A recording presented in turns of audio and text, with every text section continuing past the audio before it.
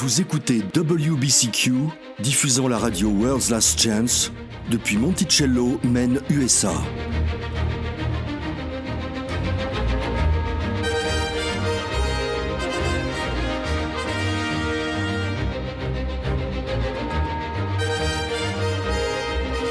Crimes violents, troubles politiques, instabilité financière, tout indique une crise imminente, une crise sans précédent. Réglez votre fréquence sur Radio World's Last Chance pour découvrir comment vous préparer spirituellement à ce qui nous attend. Radio WLC prépare un peuple pour le retour très proche du Sauveur.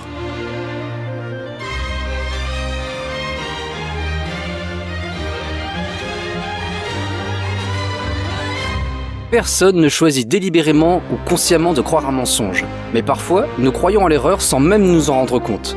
Bonjour, je suis Thomas Roland et vous écoutez Radio World's Last Chance. L'une des façons dont même les personnes honnêtes se laissent entraîner à croire à l'erreur est le biais de confirmation. Le biais de confirmation est la tendance que nous avons tous à interpréter les nouvelles informations de manière à soutenir ou confirmer ce que nous croyons déjà. Sur un sujet donné, disons un sujet de société, la plupart des gens ont tendance à chercher des reportages et des preuves anecdotiques qui soutiennent ce qu'ils croient déjà. C'est dans la nature humaine de faire ça.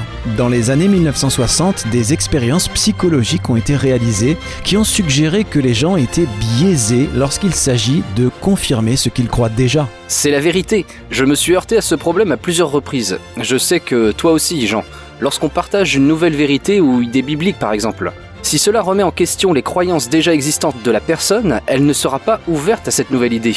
Les gens ont tendance à supposer que c'est faux par défaut, si cela va à l'encontre de ce qu'ils croient déjà. Ils peuvent prétendre l'avoir étudiée avec un esprit ouvert, mais ce qu'ils font souvent, c'est étudier pour prouver qu'elle est fausse. Eh bien oui, les résultats de ces tests effectués dans les années 1960 ont été réévalués plus tard. Ce qu'ils ont trouvé, c'est que les gens ont tendance à tester de nouvelles idées d'une manière qui se concentre sur une seule possibilité, tout en ignorant les autres alternatives. C'est-à-dire tester de nouvelles idées d'une manière très unidimensionnelle, d'une seule et unique façon. Le biais de confirmation. Oui. Et je suis préoccupé par le fait que nous faisions cela aussi dans les questions spirituelles. Comme tu l'as dit Thomas, quand on essaye de partager un nouveau concept, une vérité récemment restaurée avec les autres, si cela contredit ce qu'ils ont toujours cru être la vérité, leur étude du sujet consistera trop souvent à étudier pour prouver que c'est faux. Alors, comment dépasser ça ? Comment s'assurer qu'on ne tombe pas dans le biais de confirmation quand on rencontre de nouvelles idées ? Eh bien, être conscient du danger est la première étape. Il faut aussi être conscient qu'étudier avec un esprit ouvert signifie que l'on est prêt à croire si l'esprit de Yah nous montre que c'est la vérité. Une autre chose est de chercher des preuves supplémentaires qui nous confirment que la nouvelle idée est vraie. Pour les chrétiens, bien sûr, il n'y a pas de plus grande preuve, pas de plus haute autorité que la parole de Yah. Alors, j'aimerais que nous prenions nos Bibles. Pour ceux d'entre vous, amis auditeurs, qui nous écoutez à la maison ou au travail, je vous invite à prendre votre Bible, un stylo et du papier et à vous préparer à écrire. Nous allons examiner un certain nombre de versets bibliques qui vont faire voler en éclats tout billet de confirmation que vous pourriez avoir en faveur d'une divinité trine ou trinitaire. Ah oui, c'est un gros sujet. Ce biais de confirmation n'est pas facile à surmonter. La plupart d'entre nous, et c'est aussi mon cas, ont été élevés dans la croyance d'une trinité, d'une divinité 3 en 1, composée de Dieu le Père, Dieu le Fils et Dieu le Saint-Esprit. Il m'a fallu beaucoup d'études suivies et de temps pour surmonter mon blocage mental à ce sujet. La Bible parle clairement d'un Saint-Esprit et on essayait de me dire que la Trinité est une invention, une doctrine qui a été introduite des centaines d'années plus tard par le paganisme. Il m'a fallu un certain temps pour me faire à cette idée. Eh bien moi aussi, pour être honnête, mais comme nous l'avons vu dans des émissions précédentes, les preuves sont là si vous êtes prêts à les considérer avec un esprit ouvert.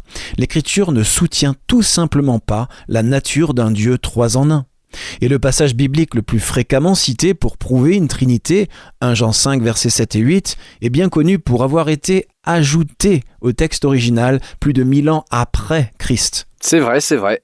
Le problème, c'est que si vous avez été élevé dans la croyance d'une trinité, vous apportez ce préjugé dans votre étude de l'écriture et vous projetez ce paradigme, cet état d'esprit particulier ou cette hypothèse de croyance sur la façon dont vous interprétez ce que vous lisez.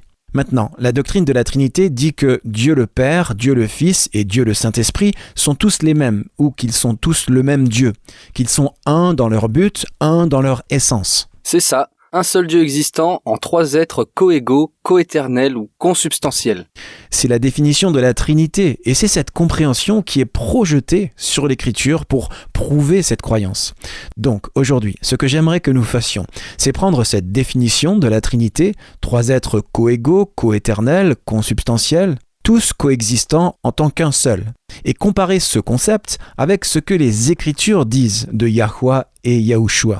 Parce que si le Père et le Fils sont vraiment des êtres coégaux, coéternels et consubstantiels, alors nous devrions nous attendre à trouver cela quelque part dans les Écritures, n'est-ce pas ? Bien sûr, oui, on devrait le trouver.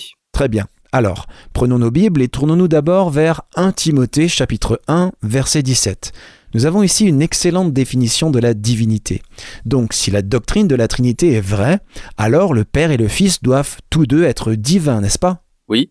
Ok, que dit le verset 17 ? Au roi des siècles, immortel, invisible, seul Dieu, soit honneur et gloire au siècle des siècles. Amen. Ou dans la King James, au roi éternel, immortel, invisible, le seul Dieu, soit honneur et gloire pour les siècles des siècles. Amen. Le seul Dieu, ou théos en grec, il est éternel, invisible. Christ était-il invisible ? Non. Et quelle est la dernière caractéristique ? Éternel, invisible et... Immortel. Christ était-il immortel ? Eh bien, il est mort, évidemment. Allons dans 1 Corinthiens 15 et lisons les versets 1 à 4. Qu'est-il écrit ? Je vous rappelle, frères, l'évangile que je vous ai annoncé, que vous avez reçu, dans lequel vous avez persévéré, et par lequel vous êtes sauvés si vous le retenez tel que je vous l'ai annoncé, autrement vous auriez cru en vain. Je vous ai enseigné avant tout, comme je l'avais aussi reçu, que Christ est mort pour nos péchés selon les Écritures, qu'il a été enseveli et qu'il est ressuscité le troisième jour selon les Écritures. Donc, nous avons ici une déclaration assez détaillée de Paul qui déclare explicitement, comme faisant partie du message de l'Évangile, que Christ est mort pour nos péchés, selon les Écritures, qu'il a été enseveli et qu'il est ressuscité le troisième jour. Ok, mais je peux entendre nos auditeurs trinitaires dire les mêmes choses que j'aurais dites avant. La divinité de Yahushua n'est pas morte, seulement son humanité. Il a mis de côté sa divinité quand il est mort sur la croix, donc seule son humanité est morte. Comment répondre à ça ? C'est projeter sur les Écritures une divinité que Christ lui-même n'a pas revendiquée. C'est le biais de confirmation dont nous venons de parler. Il n'y a aucun passage dans les Écritures qui explique que Yahushua ait une double nature, en partie humaine et en partie divine, ou, comme on me l'a enseigné, qu'il soit entièrement humain et entièrement divin. Et il n'y a rien dans les Écritures qui disent que son humanité est morte alors que sa divinité a survécu. Et si sa divinité n'est pas morte, peut-on vraiment considérer qu'il est mort ? On se retrouve dans ce marasme d'idées contradictoires quand on accepte cette impossibilité qu'est un Dieu trinitaire. Que dit Romains 5, verset 10 ? Car si, lorsque nous étions ennemis, nous avons été réconciliés avec Yah par la mort de son Fils, à plus forte raison, étant réconciliés, serons-nous sauvés par sa vie. Nous sommes réconciliés avec Yahweh par la mort de Yahushua. Je vais répéter cela, prêtez attention à ce que je dis. Nous sommes réconciliés avec Yahweh par la mort de Yahushua. Maintenant, si une partie de lui ne serait pas morte, est-il vraiment mort à la croix ? Dans ce cas, non. Alors, dans ce cas, nous ne serions pas du tout réconciliés, n'est-ce pas ? Nous sommes réconciliés par sa mort. Or, pour qu'il meure, il ne pouvait pas être divin, car la divinité implique l'immortalité. L'Écriture elle-même le dit. On vient de le lire dans 1 Timothée 1, verset 17. Ok, oui, c'est un bon point. Très bien, continuons. Et voici un autre point important. Yahweh, en tant que notre Créateur tout-puissant, est autosuffisant. Naturellement, bien sûr qu'il l'est. En revanche, Yahushua était et est toujours dépendant du Père. Mais n'est-ce pas simplement pour être notre exemple ? Il avait et a le pouvoir. Il a juste choisi de ne pas l'exercer. Non. Encore une fois, c'est un biais de confirmation. Lire dans l'Écriture ce qui soutiendrait la Trinité à nos yeux n'en fait pas une réalité. Regardons ce que l'Écriture dit réellement. Si Yahushua avait effectivement eu le pouvoir divin et a simplement choisi de ne pas l'exercer, la Bible le dirait. Très bien. Commençons par Acte 2, versets 32 à 36. C'est un extrait du sermon de Pierre le jour de la Pentecôte. Allons-y. C'est ce Yahushua que Yahweh a ressuscité, nous en sommes tous témoins. Élevé par la droite de Yahweh, il a reçu du Père le Saint-Esprit qui avait été promis, et il l'a répandu comme vous le voyez et l'entendez. Car David n'est point monté au ciel, mais il dit lui-même, « Le Seigneur a dit à mon Seigneur, assieds-toi à ma droite, jusqu'à ce que je fasse de tes ennemis ton marchepied. » Que toute la maison d'Israël sache donc avec certitude que Yahweh a fait Seigneur et Christ, ce Yahushua que vous avez crucifié. Quelques points à noter. Premièrement, au verset 33, Yahushua a été élevé ou exalté dans la King James, à la droite de Yahweh. Deuxièmement, le mot « donc » au verset 36. C'est un mot intéressant. Donc, ou par conséquent, c'est pour cette raison que Yahweh a fait de Yahushua Seigneur et Christ, ou Messie dans la King James. Remarquons également qui a fait qui Seigneur et Messie. Yahweh a fait Yahushua Seigneur et Messie. Celui qui est le plus grand élève celui qui est moins grand que lui. Celui qui est moins grand n'a pas le pouvoir d'élever celui qui est le plus grand. Ok, acte 5, versets 30 et 31, qu'est-il écrit ? Le Dieu de nos pères a ressuscité Yahushua que vous avez tué en le pendant au bois. Dieu l'a élevé par sa droite comme prince et sauveur pour donner à Israël la repentance et le pardon des péchés. Encore une fois, c'est celui qui est le plus grand qui élève ou exalte celui qui est moins grand que lui, et non l'inverse. Allons maintenant au chapitre 5 de Jean. Jean 5, verset 22. Le Père ne juge personne, mais il a remis tout jugement au Fils. Encore une fois, nous voyons la même dynamique à l'œuvre. Celui qui est le plus grand, donnant ou accordant une responsabilité particulière à celui qui est moins grand que lui. Le Père et le Fils ne sont pas égaux. Le Père est divin. C'est lui qui accorde les honneurs, c'est lui qui donne, c'est lui qui exalte ou élève. Le Fils, non pas une divinité coégale, mais pleinement humain, est celui qui reçoit ce que le Père donne. Passons maintenant aux versets 26 et 27. Qu'est-il écrit ? Car, comme le Père a la vie en lui-même, ainsi il a donné au Fils d'avoir la vie en lui-même. Et il lui a donné le pouvoir de juger, parce qu'il est Fils de l'homme. Maintenant, ne vous laissez pas piéger par ce passage disant que Yah a accordé au Fils d'avoir la vie en lui-même. Ne projetons pas sur les Écritures le parti pris d'une divinité trinitaire. Ce que ce verset veut dire, c'est que tout ce que le Fils a, lui a été donné par le Père, y compris la vie et l'autorité pour exécuter le jugement. Maintenant, si le Père et le Fils étaient effectivement et réellement coégaux, chacun représentant un tiers d'une divinité trine, le Père n'aurait pas besoin de donner ou d'accorder quoi que ce soit, ou d'exalter qui que ce soit, parce que le Fils aurait déjà tout en vertu de son statut d'être divin coégal qu'il aurait lui-même. Oui, c'est un bon point. Pendant que nous y sommes, allons au chapitre 17 de Jean et lisons les versets 1 et 2. C'est un passage vraiment intéressant parce que c'est l'une des dernières prières de Christ avant d'être trahi à Gethsémané. Jean 17, versets 1 et 2.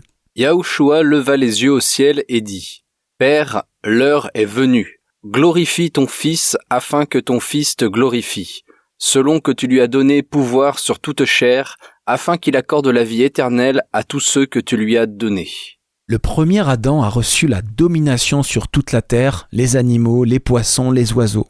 Le second Adam a reçu la domination ou l'autorité sur toute la race humaine. Encore une fois, c'est quelque chose qu'il n'aurait pas besoin de recevoir s'il était déjà divin et sur un pied d'égalité avec le Père. Prétendre le contraire, c'est projeter sur l'Écriture quelque chose qui n'y est pas. Très bien. 2 Corinthiens 13, verset 4. D'accord, donne-moi juste un instant. Il est question ici de Yahushua. Il est écrit « Car il a été crucifié à cause de sa faiblesse, mais il vit par la puissance de Yah, nous aussi, nous sommes faibles en lui, mais nous vivrons avec lui par la puissance de Yah pour agir envers vous. » Ou dans la King James « Car s'il a été crucifié dans la faiblesse, c'est par la puissance de Yah qu'il vit. Car nous aussi, nous sommes faibles en lui, mais nous vivrons avec lui par la puissance de Yah envers vous. » Par la puissance de Yah, il ne s'agit pas de jouer la comédie ou de faire semblant. Il ne s'agit pas de Yahweh et Yahushua prétendant simplement que Christ aurait moins de pouvoir. Au contraire, ce passage explique un point théologique crucial. En toute chose, le Sauveur était inférieur ou moins que, non pas égal, mais inférieur ou moins que le Père. Je n'y avais jamais vraiment pensé avant, mais tu as raison. En projetant une divinité trinitaire sur les Écritures, nous avons supposé ceci. C'est comme si le Sauveur jouait un rôle. Mais ce n'est pas ce qu'enseigne la Bible. Un autre domaine dans lequel le Père et le Fils diffèrent est que Yahuwah est éternellement auto-existant. En revanche, Yahushua est... quoi ? Nous le disons tout le temps, il est... le Fils unique engendré de Yah. La définition même d'engendrer est d'amener à l'existence, de causer l'existence. Si Yahushua était en partie divin, il n'aurait pas pu, par définition, être engendré du Père. L'Écriture le confirme. Lisons Galates 4, versets 4 et 5. Mais lorsque les temps ont été accomplis, Yah a envoyé son Fils, né d'une femme, né sous la loi, afin qu'il rachetât ceux qui étaient sous la loi. Et Matthieu 1, verset 1. Voici la généalogie de Yahushua le Messie, fils de David, fils d'Abraham. La généalogie d'une personne, ce sont ses origines. Le Nouveau Testament commence avec Matthieu chapitre 1 qui donne un compte-rendu des origines de Christ. Et elles sont entièrement humaines. Un autre verset biblique qui souligne clairement les origines humaines du Sauveur se trouve dans Luc 1, verset 31. Il s'agit de l'annonce faite par l'ange Gabriel à Marie, lui disant qu'elle allait être la mère du Messie. Qu'est-il écrit ? Et voici, tu deviendras enceinte, et tu enfanteras un fils, et tu lui donneras le nom de Yahushua. Voilà comment les êtres humains viennent à l'existence. Voilà comment nous sommes engendrés. Les dieux ne sont pas engendrés. Par définition, ils ne peuvent pas être engendrés, puisque l'auto-existence éternelle est un attribut de la divinité. La divinité n'a pas besoin d'être engendrée, car le divin est naturellement auto-existant. Le fait que l'Écriture prenne le temps d'entrer dans un tel détail concernant les différences entre le Père et le Fils est pour établir, sans l'ombre d'un doute, la vraie nature du Fils. Il n'est pas divin, il n'est pas coégal de Yah, il est pleinement humain, amené à l'existence lorsqu'il a été conçu dans le ventre de Marie. Dans ce sens, tout ce qu'il a fait, tout ce qu'il avait, était un don du Père. Rien de tout cela n'appartenait au Sauveur par le fait qu'il soit divin. Il est étonnant de voir à quel point cela est présenté clairement dans les Écritures quand vous enlevez vos lunettes trinitaires et que vous prenez les Écritures telles qu'elles se lisent réellement, telles qu'elles sont écrites. Une idée choquante a fait son chemin sur Internet. Beaucoup de gens en ont ri. Il s'agit de l'idée que la Terre ne serait pas un globe, mais qu'elle serait en fait une terre enclose, dont la surface est plane. Pour étudier ce sujet par vous-même et pour découvrir le rôle surprenant que les jésuites ont joué dans la propagation de fausses idées sur la forme de la Terre, visitez notre site web sur worldslastchance.com. Nous vous proposons plusieurs articles sur ce sujet inhabituel et passionnant. Lisez-les, car ce sujet n'est pas prêt de se faire oublier. Visitez notre site dès aujourd'hui sur worldslastchance.com.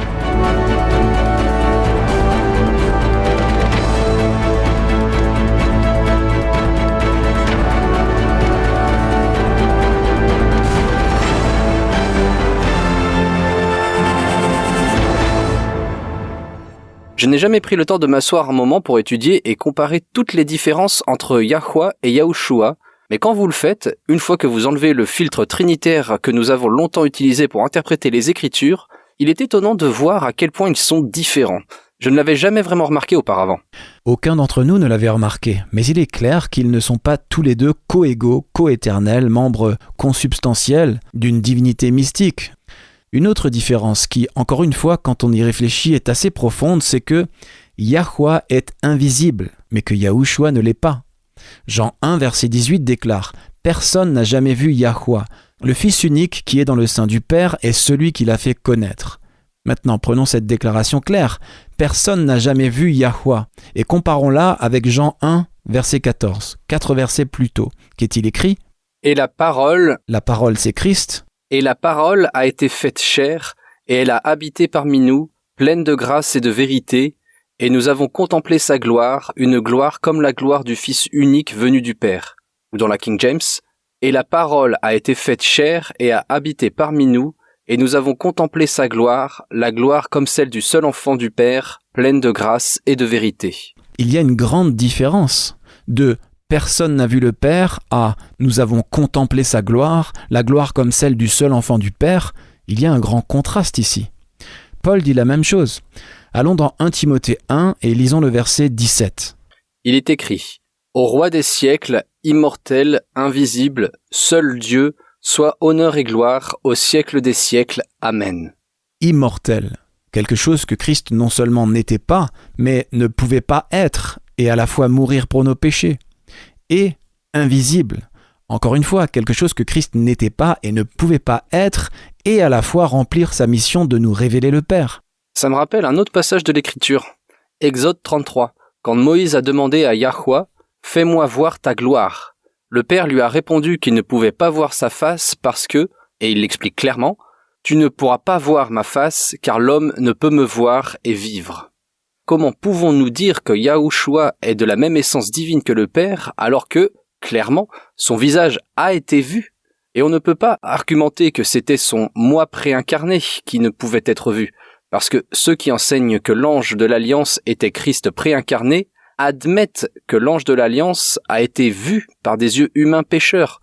Il y a Jacob luttant avec l'ange que certains disent être l'ange de l'Alliance, Manoach et sa femme. Moïse dans le tabernacle de l'Assemblée ou tente de l'assignation. C'est vrai. Donc clairement, si l'humanité pécheresse ne peut contempler la divinité, alors Yahushua n'était pas divin. Il n'avait pas non plus d'existence préincarnée, car même si on dit que Yahushua était l'ange de l'Alliance, ce qu'il n'était pas, mais même si on le suppose, l'ange de l'Alliance a clairement été vu par des humains pécheurs. Ça ne fonctionne tout simplement pas. Vous ne pouvez pas rendre Yahushua divin. Une autre différence évidente est que Yahweh est saint, mais Yahushua, attends de voir, est devenu péché pour nous. C'est vrai. Que dit Lévitique 11, verset 44 à propos de Yah? Il est dit « Car je suis Yahweh, votre Elohim, vous vous sanctifierez et vous serez saints, car je suis saint. » 1 Pierre 1, verset 15 à 16, « Mais puisque celui qui vous a appelé est saint, vous aussi soyez saints dans toute votre conduite. Selon qu'il est écrit, vous serez saints, car je suis saint. » Maintenant, passons à 2 Corinthiens et lisons le chapitre 5, verset 21, pour comparer les deux. Très bien. Il est dit « Celui qui n'a point connu le péché, il l'a fait devenir péché pour nous, afin que nous devenions en lui justice de Yahweh. » Nous savons tous que Yahushua était sans péché. Il a vaincu là où le premier Adam est tombé. Mais le point important demeure qu'il a été fait péché pour nous. Cette réalité contient de magnifiques vérités que Satan a essayé de cacher. Yahushua ne pouvait pas être à la fois divin et être notre sauveur. L'envoi d'un Messie divin, en quelque point que ce soit, aurait été contraire au but recherché. Bon, passons à autre chose. Voilà un autre point important. Nous disons que Yahweh est omnipotent, omniprésent et... omniscient. Omniscient, c'est juste. Mais la Bible dit clairement que Yahushua ne l'est pas. Job 21, verset 22, dans la King James, dit « Quelqu'un enseignera-t-il à Yahweh la connaissance, puisqu'il juge ceux qui sont en haut ?» ou « Lui qui gouverne les esprits célestes » dans une autre version. Yah est omniscient. Nous ne le sommes pas. Et Yahushua ne l'était pas. Psaume 147. Il compte le nombre des étoiles, il les appelle toutes par leur nom. Exactement. Maintenant, voyons ce que l'Écriture dit de Yahushua. Lisons Marc 13, verset 32, qu'est-il écrit ? Pour ce qui est du jour ou de l'heure, personne ne le sait, ni les anges dans le ciel, ni le Fils, mais le Père seul. Il est impossible d'argumenter avec une déclaration aussi claire. Maintenant, Marc 5. C'est l'histoire de la femme malade qui ne pouvait s'approcher suffisamment de Yahushua pour lui demander personnellement de l'aide, alors elle a simplement effleuré le bord de ses vêtements du bout des doigts. Quelle a été sa réponse ? Marc 5, verset 30. Yahushua connut aussitôt en lui-même qu'une force était sortie de lui, et, se retournant au milieu de la foule, il dit « Qui a touché mes vêtements ?» Et les disciples ont réagi comme nous le ferions certainement. Ils ont dit « Nous sommes au milieu d'une foule, et tu veux savoir qui t'a touché ?» Le verset 32 nous dit qu'il a en fait regardé autour de lui pour voir qui l'avait touché. Clairement, il ne le savait pas. Mais le Père savait. Une autre déclaration très claire prouvant que Yahushua ne savait pas tout est Luc 2, verset 52. Et Yahushua croissait en sagesse, en stature et en grâce devant Yah et devant les hommes. Tu ne peux pas croître ou augmenter en sagesse si tu sais déjà tout. Bon point. Le prochain point de différence entre le Père et le Fils est le suivant. Yahweh n'est pas un homme, Yahushua l'est. Tournons-nous vers Nombre 23, c'est là que Balaam, sous l'inspiration de Yah, prophétise et bénit Israël, alors que Balak lui avait dit de maudire Israël. Comme nous le savons, Balaam voulait les richesses offertes par Balak, il ne voulait donc pas vraiment bénir Israël, mais il n'a pu dire que les mots que Yah lui a permis de dire à ce moment-là. Lisons donc le verset 19. Que révèle-t-il sur la nature de Yahweh ? Dieu n'est point un homme pour mentir, ni fils d'un homme pour se repentir. Ce qu'il a dit, ne le fera-t-il pas? Ce qu'il a déclaré, ne l'exécutera-t-il pas? Retournons dans le Nouveau Testament, Jacques 1, verset 17. Toute grâce excellente et tout don parfait descendent d'en haut, du Père des Lumières, chez lequel il n'y a ni changement, ni ombre de variation. Il n'y a ni changement, ni ombre de variation quand il s'agit de Yah. Nous venons de lire dans Nombre qu'il est dit clairement que Dieu n'est pas un homme. Et puisque le Dieu dont on parle est Yahweh, il ne peut pas être une divinité trinitaire, car, selon Jacques 1, verset 17, il ne change pas. Et pourtant, Yahushua était un homme. L'Écriture le dit à plusieurs reprises. Regardons cela, dans Luc 4, verset 4. Ici, le diable tente le Sauveur en disant « Si tu es vraiment le Fils de Yah, prouve-le, transforme cette pierre en pain. » Quelle est la réponse du Sauveur? Yahushua lui répondit, il est écrit, l'homme ne vivra pas de pain seulement, mais de toute parole de Dieu. C'est ici une citation d'un verset biblique. Yahushua cite Deutéronome 8, verset 3. Et en faisant cela, il se classe lui-même comme quoi? Divin? Un être angélique? Non, un homme. Les auteurs du Nouveau Testament sont d'accord avec cela. Dans le sermon de Pierre à la Pentecôte, lorsqu'il a dit aux foules rassemblées que le Messie est déjà venu, il a tenu à préciser que le Messie était un homme, un être humain. Pourquoi ne pas le lire? C'est Acte 2, verset 22. Homme israélite, écoutez ces paroles. Yahushua de Nazareth, cet homme à qui Dieu a rendu témoignage devant vous par les miracles, les prodiges et les signes qu'il a opérés par lui au milieu de vous, comme vous le savez vous-même. Ok, le mot Dieu ici est en fait théos, c'est le mot grec pour Dieu. Donc si on parle du divin, ce n'est pas une divinité 3 en 1 parce qu'un contraste est établi entre Yahweh, qui est théos ou Dieu, et Yahushua de Nazareth, qui est un homme. Et puisqu'il n'y a pas de changement ni ombre de variation en Yah, il ne peut pas être à la fois Dieu et homme. Non, c'est juste la compréhension tordue que nous avons imposée au texte, en essayant de réconcilier tous les problèmes qui surgissent quand nous embrassons l'erreur d'un Dieu trinitaire. Regardons ce que dit Paul. Allons dans 1 Timothée, chapitre 2, et lisons les versets 3 à 6. Qu'est-il écrit? Très bien, donne-moi juste un instant pour le retrouver. Nous y voilà. Il est écrit, « Cela est bon et agréable devant Dieu notre Sauveur, qui veut que tous les hommes soient sauvés et parviennent à la connaissance de la vérité. Car il y a un seul Dieu, et aussi un seul médiateur entre Dieu et les hommes, Yahushua Christ, homme, qui s'est donné lui-même en rançon pour tous. C'est là le témoignage rendu en son propre temps. » Il n'y a qu'une seule divinité, un seul théos ou Dieu, et c'est Yahweh. Il n'y a également qu'un seul médiateur. Je sais que les catholiques aiment appeler Marie une comédiatrice avec Christ, mais l'Écriture dit qu'il n'y en a qu'un. Et qui est-ce? Yahushua Christ, homme, ou l'homme Christ Yahushua dans la King James. L'homme Christ Yahushua. Voilà ce que disent les Écritures sur la nature de Yahushua. Il faut vraiment tordre, vraiment projeter nos hypothèses et suppositions pour voir une quelconque divinité dans la façon dont Yahushua est présenté dans les Écritures. À maintes reprises, il est présenté comme un homme. Eh bien, on se souvient aussi que la façon préférée que Yahushua avait pour se désigner lui-même était « le Fils de l'homme ». C'était son terme préféré, car le Fils de l'homme est venu chercher et sauver ce qui était perdu. Ou encore, le Fils de l'homme est venu, mangeant et buvant, et vous dites, c'est un mangeur et un buveur, un ami des publicains et des gens de mauvaise vie. Matthieu 16, verset 27, « Car le Fils de l'homme doit venir dans la gloire de son Père avec ses anges, et alors il rendra à chacun selon ses œuvres. » Nous avons tendance à penser que cette expression ne s'applique qu'au Sauveur lui-même, mais elle apparaît en fait dans toutes les Écritures. L'un des endroits les plus courants est dans le livre d'Ézéchiel. Et Ézéchiel, bien sûr, était un être humain. Tout comme dans les autres passages des Écritures où cette expression est utilisée, c'est comme si Yahweh savait qu'il devait insister sur ce point. Yahushua, le Messie, est pleinement humain. Et comme tous les humains, Yahushua a fait ce que font les humains, il a prié. C'est encore un bon point. En fait, j'ai déjà eu cette pensée auparavant. Si Yahushua et Yahweh étaient 2 tiers d'une divinité trinitaire, Yahushua ne priait-il pas lui-même à lui-même lorsqu'il priait? Ça n'a pas de sens, n'est-ce pas? Certains diront peut-être qu'il nous enseignait comment prier par l'exemple. Et c'est intéressant quand c'est ce qu'il faisait réellement. Luc 11, verset 1, qu'est-il écrit? Yahushua priait un jour en un certain lieu. Lorsqu'il eut achevé, un de ses disciples lui dit « Seigneur, enseigne-nous à prier comme Jean l'a enseigné à ses disciples. » Alors il leur a donné ce que nous appelons maintenant le Notre Père. Notre Père qui es aux cieux, que ton nom soit sanctifié, etc.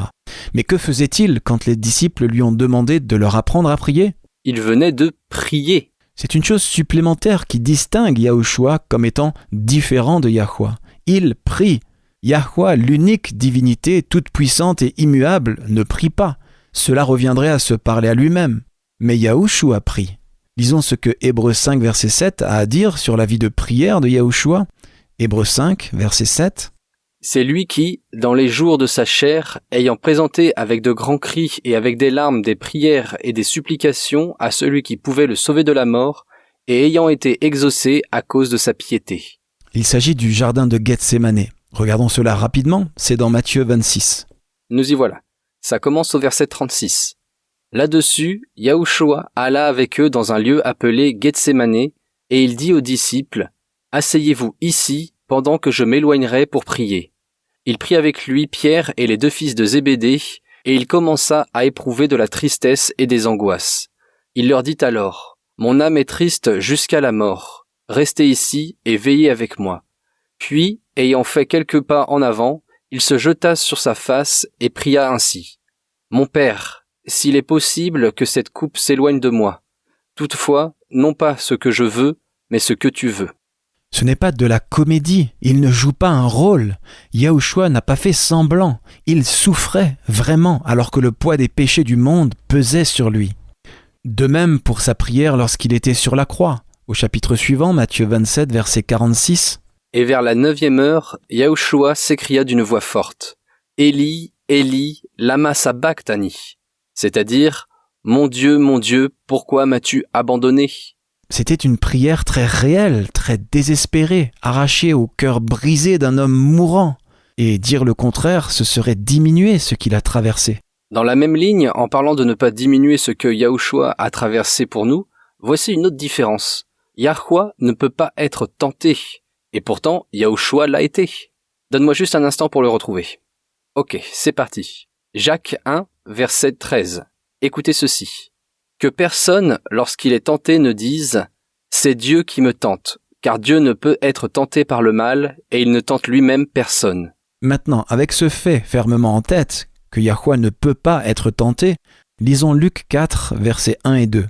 Yahushua, rempli du Saint-Esprit, revint du Jourdain, et il fut conduit par l'Esprit dans le désert, où il fut tenté par le diable. Dire « Oh, ce n'était que sa nature humaine qui a été tentée, sa nature divine n'a pas été tentée », c'est lire dans les Écritures ce qui n'y est tout simplement pas. Nous ne pouvons pas faire cela, les amis. Nous ne pouvons pas lire dans l'Écriture ce que l'Écriture ne dit pas. N'oublions pas que les auteurs de la Bible disposaient d'un vocabulaire complet et fonctionnel. S'ils avaient voulu dire cela, ils avaient certainement la capacité et les mots pour le faire. C'est vrai. Un autre point, pour utiliser une terminologie moderne, Yahweh n'a pas de Dieu. Yahushua en a un. Tu peux le redire ? Ça paraît bizarre, n'est-ce pas ? Mais c'est un point important. Yahweh n'a aucun Dieu. Yahushua en a un. Et son Dieu est Yahweh.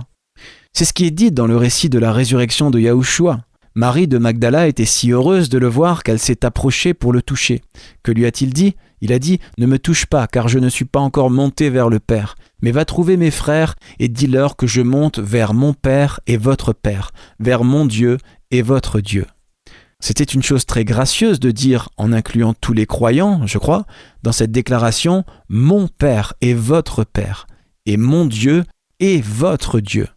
Les disciples ont aimé cette parole. On peut la trouver dans tout le Nouveau Testament. Lisons-le dans 2 Corinthiens chapitre 11, verset 31. « Dieu qui est le Père du Seigneur Yahushua et qui est béni éternellement, sait que je ne mens point. » Ou dans la King James, « Le Dieu et Père de notre Seigneur Yahushua Christ, qui est béni pour toujours, sait que je ne mens pas. » Éphésiens 1, verset 3. « Béni soit Dieu, le Père de notre Seigneur Yahushua Christ, qui nous a bénis de toutes sortes de bénédictions spirituelles dans les lieux célestes en Christ. » Ou dans la King James, « Béni soit le Dieu et Père de notre Seigneur Yahushua Christ, qui nous a bénis de toutes bénédictions spirituelles dans les lieux célestes en Christ. » Éphésiens 4, versets 4 à 6. « Il y a un seul corps et un seul esprit, comme aussi vous avez été appelés à une seule espérance par votre vocation.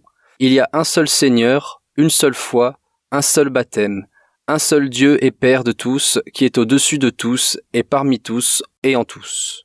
Et enfin, 1 Pierre 1, versets 3 et 4. Béni soit Dieu, le Père de notre Seigneur Yahushua Christ, ou loué soit le Dieu et Père de notre Seigneur Yahushua Christ, dans la King James, qui, selon sa grande miséricorde, nous a régénérés pour une espérance vivante par la résurrection de Yahushua Christ d'entre les morts, pour un héritage qui ne se peut ni corrompre, ni souiller, ni flétrir, lequel vous est réservé dans les cieux. En élevant Yahushua à un être divin coégal à Yahweh, nous avons imposé aux Écritures un sens qui n'y existe pas. Yahweh et Yahweh seul est le Tout-Puissant. Yahushua est le fils de Yah. Il n'est jamais décrit comme Tout-Puissant. Les mots utilisés pour le décrire sont plutôt les suivants: serviteur, oint, nommé et envoyé. Regardons cela. Tournons-nous vers Jean 20 et lisons le verset 21. C'était le soir après la résurrection du Sauveur. Les disciples étaient serrés les uns contre les autres, craignant les autorités, quand soudain Christ leur est apparu. Lisons ce qu'il a dit, verset 21. Yahushua dit de nouveau, « La paix soit avec vous, comme le Père m'a envoyé, je vous envoie. » Encore une fois, c'est celui qui est le plus grand qui envoie celui qui est moins grand que lui.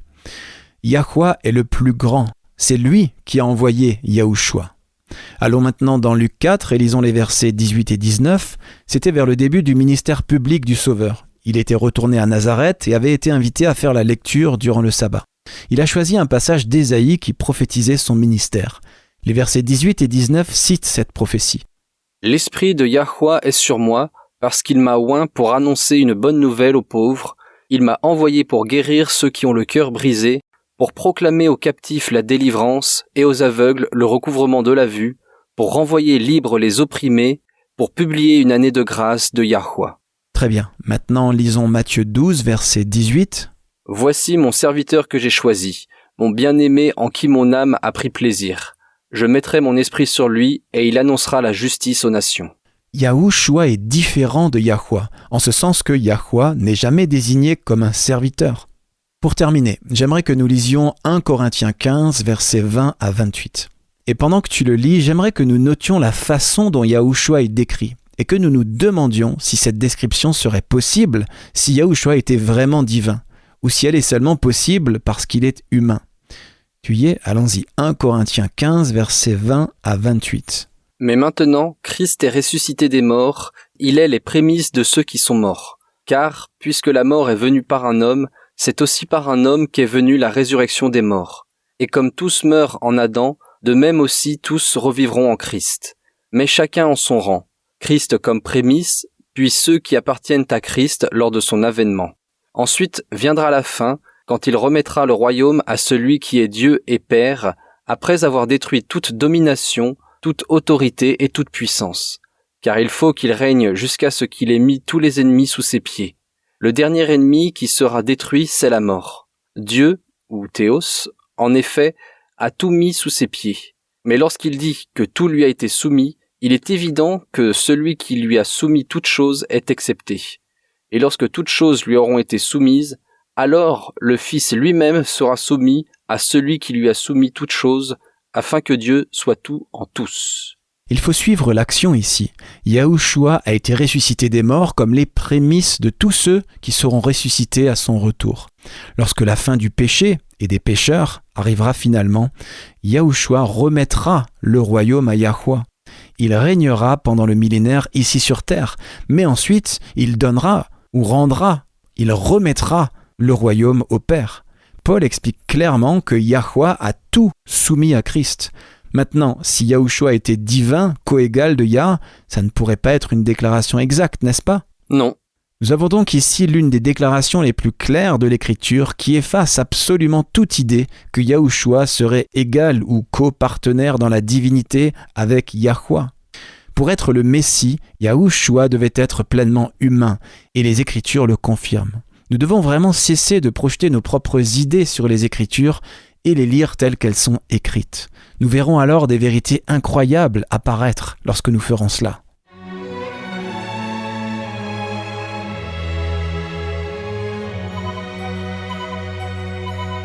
Vous écoutez la radio World's Last Chance sur WBCQ à 9330 kHz sur la bande des 31 mètres. Radio World's Last Chance prépare un peuple pour le retour très proche du Sauveur. World's Last Chance est consacré à la préparation d'un peuple pour le retour très proche du Sauveur. Nos programmes radio sur ondes courtes sont diffusés quotidiennement en 7 langues différentes dans le monde entier et d'autres langues sont à venir. Nos vidéos et articles ont été traduits dans plus de 30 langues différentes. Et nous ne nous concentrons pas sur un seul point de doctrine. Nous voulons nous associer au ciel dans la diffusion de toute la vérité, au monde entier.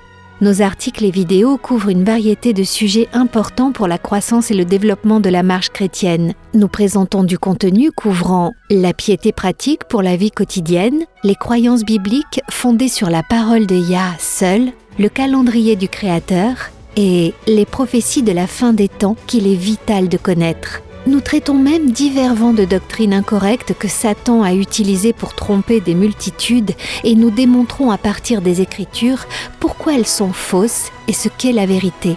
Visitez notre site worldslastchance.com dès aujourd'hui. Apprenez la vérité pour ces derniers jours. Alors, quelles questions avons-nous pour notre courrier des auditeurs aujourd'hui ? Eh bien, c'est une question qui est un peu chargée émotionnellement, ou peut-être devrais-je dire politiquement pour certaines personnes. Mais je suis intéressé d'entendre comment répondre à la question parce que je pense que nous pouvons tous bénéficier de cette question. Jennifer d'Elizabeth dans le New Jersey aux États-Unis souhaite connaître notre avis sur la question de savoir si l'islam est vraiment une religion de paix comme le prétendent les musulmans. Elle nous écrit « J'étais enfant quand les tours jumelles ont été attaquées à New York, juste de l'autre côté de la rivière, et je me souviens de la peur qui a suivi ce jour-là. Je ne connaissais personnellement personne qui a été tué, mais je me souviens avoir entendu les adultes en parler et des amis de ma famille ont perdu des êtres chers ce jour-là. Récemment, au travail, une femme musulmane a été embauchée. Elle est gentille et je l'aime bien. Nous avons eu l'occasion de passer quelques pauses déjeuner et hier, elle a insisté sur le fait que l'islam est une religion de paix. Je n'ai pas voulu argumenter, mais je ne sais pas trop quoi en penser ni comment réagir. Je n'ai jamais eu d'interaction étroite avec un musulman auparavant. Toute réflexion ou orientation que vous pouvez me donner serait très appréciée. Le principe d'interaction avec les musulmans est le même qu'avec toute autre religion. Demandez-vous, que ferait Yahushua ? Ça simplifie vraiment les choses, n'est-ce pas ?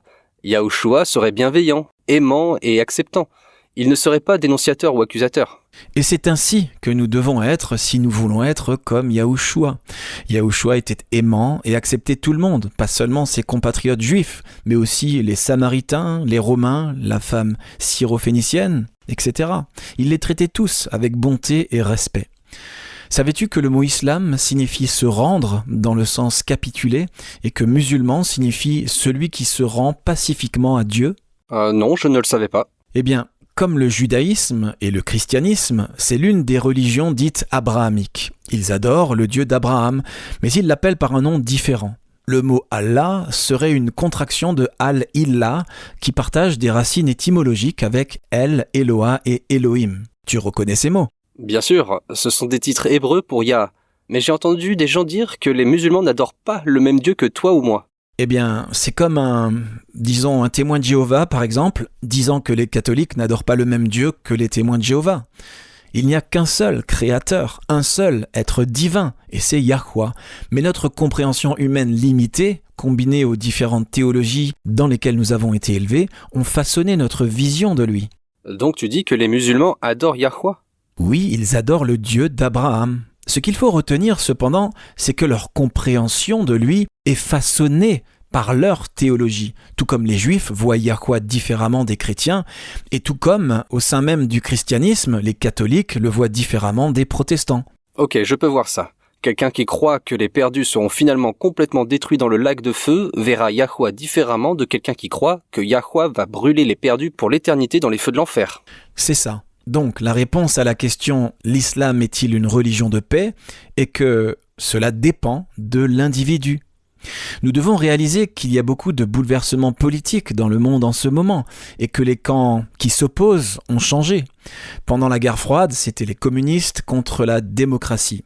Aujourd'hui, alors que nous approchons de la fin, c'est l'islam contre les chrétiens. Mais en fin de compte, tout dépend de l'individu. Il y a des musulmans qui sont des terroristes, il faut le dire, tout comme il y a des musulmans qui sont des individus véritablement pacifiques, il faut le dire aussi. Yah n'accepte ni ne rejette les gens en groupe, et nous ne le devrions pas non plus. Je vais le répéter, Yahuwah n'accepte ni ne rejette jamais les gens en groupe. C'est toujours sur une base individuelle. Aucun chrétien ne sera sauvé en étant membre d'une organisation particulière. En fait, toutes les dénominations chrétiennes, comme toutes les religions du monde, contiennent une part d'erreur. Oui, comme nous en avons déjà parlé dans plusieurs émissions. Le commandement du ciel dans Apocalypse 18 est le suivant. « Sortez d'elle, mon peuple. Aucune église ou religion n'a le monopole de la vérité. » Ce qui nous ramène à la question de Jennifer sur la façon d'interagir avec un musulman. La réponse est simple. Traitez la personne avec la même bienveillance, acceptation et compassion que Yahushua traitait tout le monde. Peu importe qu'elle soit musulmane, catholique, hindoue ou toute autre chose différente de vous, c'est le travail de l'Esprit Saint de convaincre de péché ou d'erreur, pas le nôtre. Notre travail consiste à révéler l'amour de Yah pour les pécheurs, tout comme Yahushua l'a fait. Non pas en leur disant à quel point ils ont tort ou sont pécheurs, mais en les traitant avec bonté, en montrant l'amour de Yah à travers la façon dont nous vivons nos vies. Ça me rappelle l'un de mes textes bibliques préférés. C'est Jérémie 31, verset 3. Je l'ai mémorisé. Il dit « De loin, Yahuwah se montre à moi. Je t'aime d'un amour éternel, c'est pourquoi je te conserve ma bonté. » La version King James dit « Yahuwah m'est apparu dès le début, disant « Je t'ai aimé d'un amour éternel, c'est pourquoi je t'ai attiré par la bonté. » Oui, c'est parfait. L'amour est la force la plus puissante de l'univers. Seul l'amour attirera les incroyants vers Yahuwah, donc ça devrait toujours être la base qui influence la façon dont nous agissons envers les autres. C'est bien. Je sais pour ma part que j'ai tendance à éviter les gens qui me critiquent constamment. Je suis bien plus attiré par les personnes chaleureuses, gentilles et amicales que par celles qui s'érigent en juge à mon égard. Ok, nous avons le temps pour une autre question. Celle-ci nous vient de Samesh Ravi de Kochi en Inde. Samesh nous écrit « Le christianisme a beaucoup changé au fil du temps. Quels sont les aspects de la vie chrétienne sur lesquels vous insisteriez pour les croyants modernes ?» C'est une question intéressante. Samesh a raison, le christianisme a beaucoup changé au fil du temps, et pas seulement depuis le 1er siècle, il a aussi beaucoup changé, ne serait-ce qu'au cours des 50 dernières années. Et pas toujours pour le mieux. Non, définitivement pas. Eh bien, il y a certaines bases fondamentales qui n'ont jamais changé entre le 1er siècle et le 21e siècle. Prendre le temps de prier, bien sûr, et passer du temps dans la parole de Yah. Nous communions avec Yah dans la prière. Il communie avec nous de plusieurs façons, mais la plus claire est à travers sa parole. Une chose que j'ai trouvé vraiment utile pour creuser profondément dans la parole de Yah est d'utiliser divers outils d'étude de la Bible, comme une concordance ou un dictionnaire biblique. Bien sûr, la lecture est importante, mais si vous pouvez rechercher des mots, cela peut vraiment vous aider. Une des études les plus convaincantes que j'ai jamais faites a consisté à rechercher chaque utilisation du mot traduit en français par « Esprit Saint ». Chaque fois que le mot « esprit » ou « Saint-Esprit » apparaît dans les Écritures, je l'ai recherché et lu dans son contexte. C'est probablement la chose la plus importante qui m'a convaincu qu'il n'existe pas de divinité trine avec une troisième personne désincarnée appelée Dieu le Saint-Esprit. Cela n'apparaît tout simplement pas dans l'original hébreu et grec, et quand je l'ai vérifié par moi-même, c'est devenu très clair, très convaincant. Oui, et si vous n'avez pas ce genre de livre chez vous, consultez-les en ligne. Il existe des ressources formidables pour vous aider à approfondir votre étude de la Bible en ligne, et la plupart sont gratuits. Il va sans dire que les croyants doivent s'engager à croire et à obéir à Yah avec fidélité et constance. Mais une partie de cette croyance et de cette obéissance consiste à faire le choix conscient d'exercer la foi. Oui, et c'est un choix conscient d'exercer la foi. La foi n'est pas une émotion, ce ne sont pas des sentiments. Non, en fait, la foi est ce que vous exercez quand vous choisissez de croire indépendamment de ce que vous ressentez. C'est ça la foi, prendre Yah au mot parce qu'on lui fait confiance pour être le Père aimant et bon tel qu'il est présenté dans sa parole. Et ce qui est merveilleux, c'est que plus nous choisissons de croire, plus nous exerçons notre foi, plus notre foi devient forte. Si vous sentez que votre foi n'est pas très forte, commencez à choisir de prendre Yah au mot, dans sa parole, de le croire sur parole, par petits pas, et votre foi grandira. Y a-t-il quelque chose de particulier pour les chrétiens d'aujourd'hui en rapport avec le fait que nous vivons dans les derniers jours ? Oui, et c'est tout questionner. Tu vois, quand j'ai été élevé dans une dénomination protestante, on nous a appris à ne pas remettre en question, à ne pas questionner ce qu'on nous enseignait. On nous disait que c'était ouvrir la porte au doute que de questionner. Mais la vérité peut supporter le poids de l'enquête.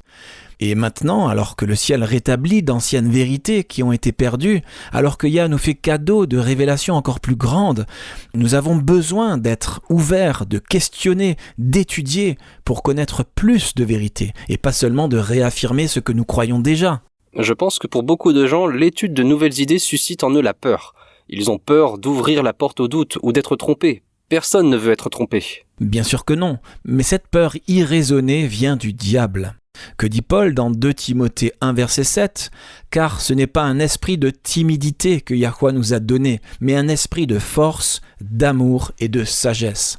La King James dit « Car Yahweh ne nous a pas donné un esprit de crainte, mais de puissance, d'amour et de sagesse. » Vous pouvez faire confiance à Yah pour protéger votre esprit des illusions de Satan, mais nous avons tous besoin d'étudier.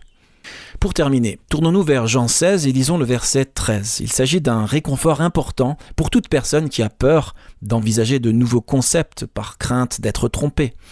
Tu y es ? Allons-y. Très bien. Il est écrit « Quand le consolateur sera venu, l'esprit de vérité, il vous conduira dans toute la vérité, car il ne parlera pas de lui-même, mais il dira tout ce qu'il aura entendu, et il vous annoncera les choses à venir. » N'écoutez pas les peurs implantées par Satan pour vous empêcher d'étudier pour recevoir plus de lumière, les amis. Nous avons tous hérité d'erreurs et cela demande une étude diligente pour trouver la vérité pour ces derniers jours. Mais Yah a promis de donner son esprit pour nous conduire dans la vérité. Cependant, si nous ne sommes même pas disposés à regarder par nous-mêmes, si tout ce que nous voulons c'est écouter des sermons qui répètent ce que nous croyons déjà, comment pouvons-nous espérer être conduits par son esprit ? C'est un bon point. Conduire est un verbe d'action. Si nous voulons être guidés, nous devons être prêts à aller de l'avant. Continuez à nous envoyer vos commentaires et vos questions, chers auditeurs. Rendez-vous sur worldslastchance.com et cliquez sur « Contactez-nous ». Nous apprécions toujours lire vos messages.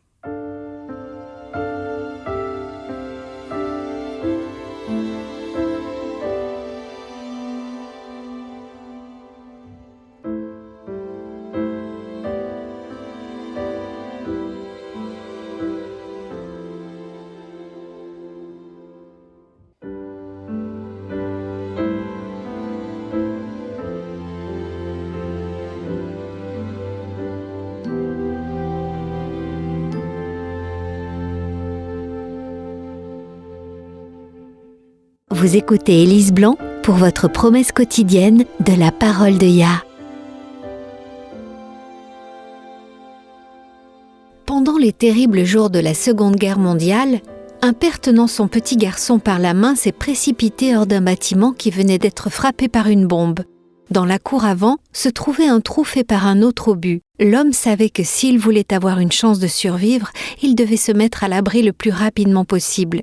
Il a sauté dans le trou, s'est retourné et a levé les bras vers son fils. « Saute !» a-t-il dit à son petit garçon. Le jeune enfant était terrifié. « Je ne te vois pas !» Il s'est mis à gémir. Aussitôt, les mots rassurants du père se sont fait entendre. « Mais moi je te vois, saute maintenant !» C'est ce que fit le garçon, en faisant confiance à son père pour le rattraper. Donny Atwood a sagement observé, je cite, « La foi chrétienne nous permet d'affronter la vie ou de rencontrer la mort, non pas parce que nous pouvons voir, mais par la certitude que nous sommes vus, non pas que nous connaissons toutes les réponses, mais parce que nous sommes connus par lui. » Fin de citation. Le psaume 37, versets 23 à 25 dit « Yahweh affermit les pas de l'homme, et il prend plaisir à sa voie. S'il tombe, il n'est pas terrassé, car Yahweh lui prend la main. J'ai été jeune, j'ai vieilli, et je n'ai point vu le juste abandonné, ni sa postérité mendiant son pain. » À un moment donné de notre vie, chacun d'entre nous sera à un point de ne plus savoir quoi faire, où nous ne pourrons pas faire demi-tour, ni voir clairement le chemin devant nous. Quand cela arrivera, n'ayez pas peur. Jérémie 29, versets 11 à 13 nous dit « Car je connais les projets que j'ai formés sur vous, dit Yahweh, projets de paix et non de malheur, afin de vous donner un avenir et de l'espérance. Vous m'invoquerez et vous partirez. Vous me prierez et je vous exaucerai. Vous me chercherez et vous me trouverez si vous me cherchez de tout votre cœur. Vous ne voyez peut-être pas l'avenir, mais vous n'en avez pas besoin. Yah le voit et il vous gardera en sécurité. Patrick Overton a dit, je cite, « Quand vous arrivez au bord de toute la lumière que vous avez et que vous devez faire un pas dans l'obscurité de l'inconnu, croyez qu'une des deux choses suivantes se produira. Soit vous aurez quelque chose de solide sur lequel vous pourrez vous appuyer, soit on vous apprendra à voler. » Nous avons reçu de grandes et précieuses promesses. Réclamez-les dès maintenant.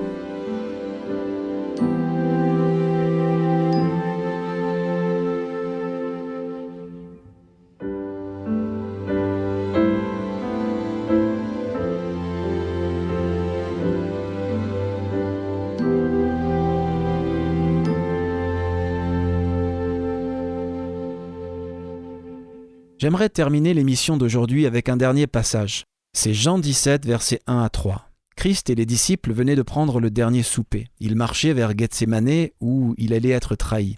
Et le Sauveur a donné toutes les instructions qu'il pouvait. Allons-y, lisons les versets 1 à 3 de Jean 17.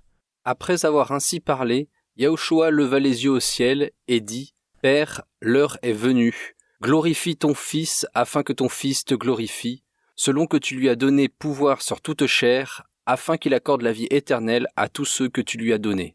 Or, la vie éternelle, c'est qu'ils te connaissent, toi, le seul vrai Dieu, et celui que tu as envoyé, Yahushua Christ. » Remarquons qui demande et qui donne.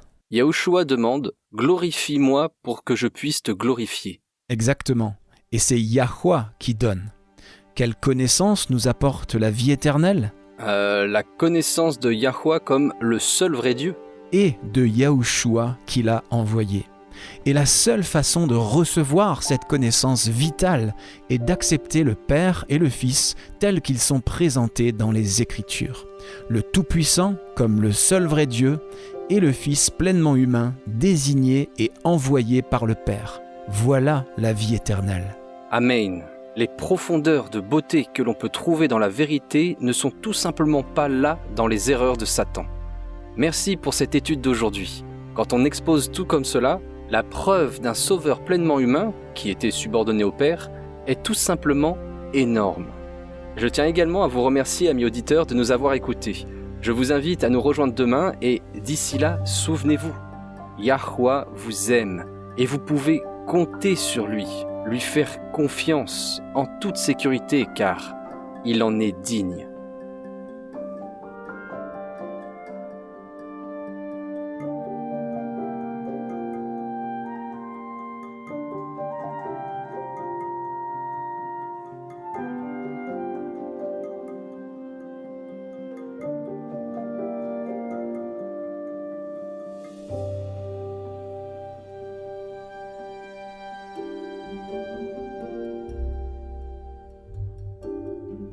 Vous étiez à l'écoute de Radio WLC. Cette émission, ainsi que les émissions précédentes de Radio WLC, sont disponibles en téléchargement sur notre site internet. Elles sont parfaitement appropriées pour être partagées avec des amis et pour des études bibliques. Elles sont également une ressource merveilleuse pour ceux qui adorent Yahweh, seuls, en famille ou en groupe à la maison. Si vous souhaitez écouter les émissions de Radio WLC, rendez-vous sur notre site internet à l'adresse worldslastchance.com. Cliquez sur l'icône Radio WLC en haut à droite de la page d'accueil. Cela vous permettra de télécharger les épisodes dans votre langue préférée. Vous trouverez également des articles et des vidéos disponibles en plusieurs langues. Rejoignez-nous demain pour un autre message rempli de vérité sur WBCQ à 9330 kHz sur la bande des 31 mètres. Radio World's Last Chance prépare un peuple pour le retour très proche du Sauveur.